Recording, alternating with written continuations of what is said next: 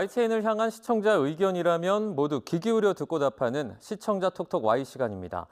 오늘 주목한 시청자 의견을 AI 앵커 Y온이 소개해드립니다. 지금 바로 만나보시죠. 안녕하세요. AI 앵커 Y온입니다. 오늘의 첫 번째 주제는 공용 고속도로에 대한 시청자 의견을 들어봤습니다. 자세한 내용 지금 바로 보시죠.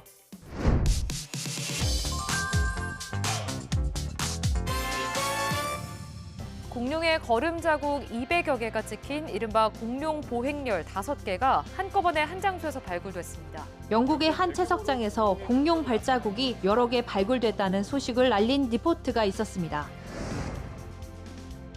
영국 옥스포드주에 있는 채석장. 이곳에서 공룡의 고속도로 보행렬은 5개나 발굴됐습니다. 가장 긴 건 150m에 이릅니다. 교차로처럼 서로 만나는 보행렬도 보입니다. 캐티오사우루스라 불리는 초식 공룡과 육식 공룡으로 유명한 메갈로사우루스가 서식 당시 석호 늪지대를 걸어다닌 행루였습니다. 이번에 발견된 공룡 발자국이 어느 시대의 어떤 공룡 발자국인지 분석하고 이렇게 대규모 흔적은 이례적임을 짚었는데요. 영국 옥스퍼드주의 채석장에서 공룡 발자국이 200개 이상 발굴된 소식을 전했는데 발굴된 발자국이 공룡 연구에서 어떤 의미를 가지는지 구체적으로 설명했다면 이해를 도왔겠다는 시청자 의견이 있었습니다. 시청자 톡톡 Y에서 이번에 발견된 공룡 고속도로에 대해 알아봤습니다. 이번에 발견된 발자국은 공룡들이 마치 한 방향으로 난길을 따라 걷듯이 흔적을 남긴 탓에 과학자들은 이번 발자국 유적에 공룡 고속도로라는 별칭을 붙였다고 합니다.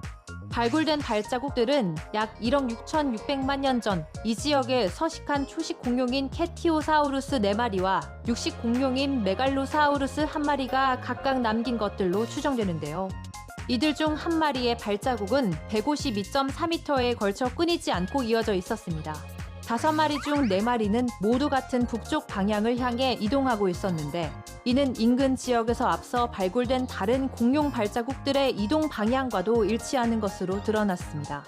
더불어 발자국이 선명하게 남은 이유는 폭풍이 발생하면서 발자국 위로 많은 퇴적물이 쌓이고 발자국을 보존할 수 있는 환경이 형성됐기 때문일 것으로 추정된다고 하는데요. 공룡 발자국 유적은 수억 년 전 지구에 살았던 공룡들의 실제 생활상을 추측할 수 있는 실마리를 제공한다는 점에서 가치가 큽니다. 이를 기반으로 공룡이 어떻게 움직였는지, 어떤 환경에서 살았는지, 어디로 이동했는지 등을 파악할 수 있을 것으로 기대되는데요. 발자국 정보는 뼈 화석에서 얻을 수 없는 정보를 제공하기도 합니다. 다음으로 시청자 톡톡 Y 두 번째 주제는 기후 마지노선에 대한 시청자 의견을 들어봤습니다. 어떤 내용을 담고 있는지 이어서 확인해 보시죠.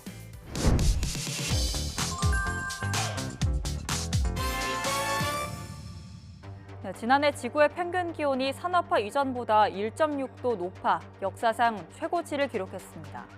지구의 평균 기온이 최고치를 기록하면서 파리협정에서 제시했던 재앙의 마지노선을 넘었다는 소식을 알린 보도가 있었습니다. 보도에 유축원 기자입니다. 로스앤젤레스에서 사상 최악의 산불이 발생한 배경엔 극단적인 날씨 변화가 있습니다. 캘리포니아엔 재작년부터 이례적으로 많은 비가 내려 숲풀이 무성하게 자랐습니다.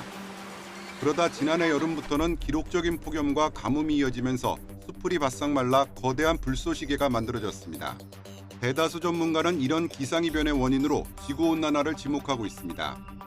최근 전 세계에서 일어났던 기상이변의 원인으로 지구온난화를 지목했다는 전문가들의 의견을 전하며 그 심각성을 전하기도 했는데요. 지난해 지구 평균 기온이 산업화 이전 대비 1.6도 상승했다는 소식을 전했는데 파리협정의 재앙 마지노선인 1.5도를 넘은 것이 어떤 의미를 가지는지 좀 더 자세한 설명을 덧붙였다면 보도의 이해를 도왔겠다는 시청자 의견이 있었습니다. 시청자 톡톡 Y에서 파리협정 재앙 마지노선 의미에 대해 살펴봅니다. 유럽 중기예보센터, 미 항공우주국 및 국립해양대기청 등 세계 6개 기상 관측기구의 자료를 종합한 산업화 대비 1.55도 상승은 2015년 세계 각국이 파리기후 변화 협약 당사국 총회에서 기후 재앙을 막기 위해 설정한 한계선을 처음 넘어섰다는 의미를 지닙니다.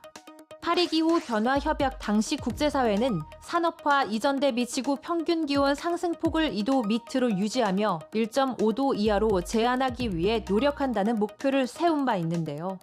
세계기상기구는 작년 평균 기온 상승폭이 1.5도를 넘어선 것은 아직 일시적 현상이라고 보고 있습니다. 파리기후 변화 협약에서 세운 목표는 장기적 추세를 염두에 둔 것이므로 지난 한 해만으로 목표가 깨졌다고 볼 수 없다는 건데요. 과학자들은 산업화 전과 비교해 1.5도가 넘는 기온 상승이 지속될 시 지구 생태계의 회복이 불가능한 위험이 초래될 수 있다고 경고하고 있습니다. 지난해에는 극심한 더위로 사우디아라비아에서 순례자 1,300여 명이 숨졌고 아시아와 북미에서는 강한 열대성 폭풍이 잇따라 발생했으며 유럽과 아프리카에서도 대규모 홍수 피해가 있었는데요. 비록 1.5도 상승 제한선 돌파가 일시적 현상이라고 해도 즉각적인 기후변화 대응이 없다면 장기적 추세로 변화할 수도 있다는 것입니다. 마지막으로 오늘 시청자 톡톡 Y 세 번째 주제는 에너지 시장 불안에 대한 시청자 의견을 들어봤습니다. 이어지는 내용도 지금 바로 만나보시죠.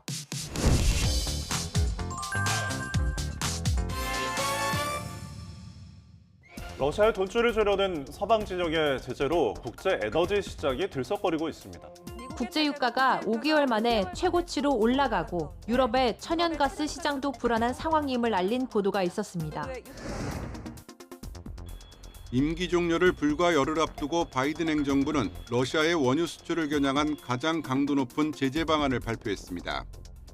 주요 석유 기업은 물론 몰래 원유를 수송하던 이른바 그림자 함대의 선박 180여 척이 대상에 올랐습니다. 곧바로 국제유가가 급등하기 시작해 서부 텍사스산 원유는 1배럴에 78달러를 넘어서며 5개월여 만에 최고치를 찍었습니다. 미국의 러시아 제재 조치로 국제유가가 급등하는 등 전 세계 에너지 시장에 불안을 알린 보도였는데요.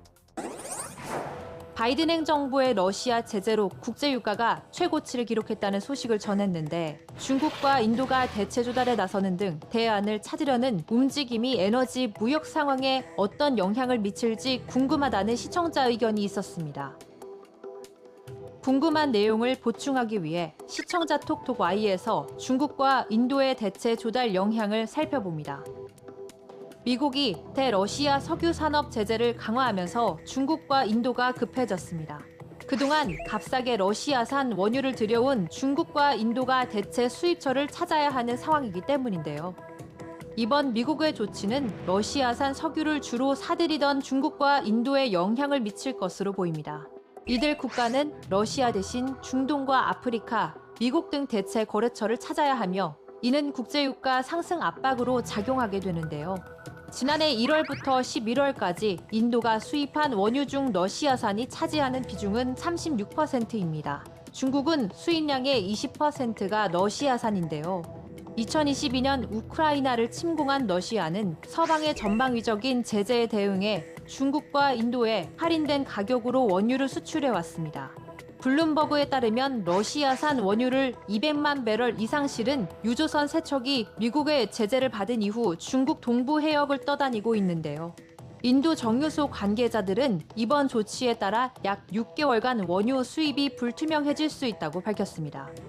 로이터 통신은 러시아 주요 고객인 중국, 인도의 정유업체가 중동, 아프리카와 미국에서 더 많은 석유를 조달할 것이라면서 석유 가격과 운임 비용을 끌어올릴 수 있다고 분석했습니다. YTN 방송의 부족한 부분을 채우는 시청자 톡톡 Y 시간. 다음 주도 다양한 시청자 의견과 함께 돌아오겠습니다.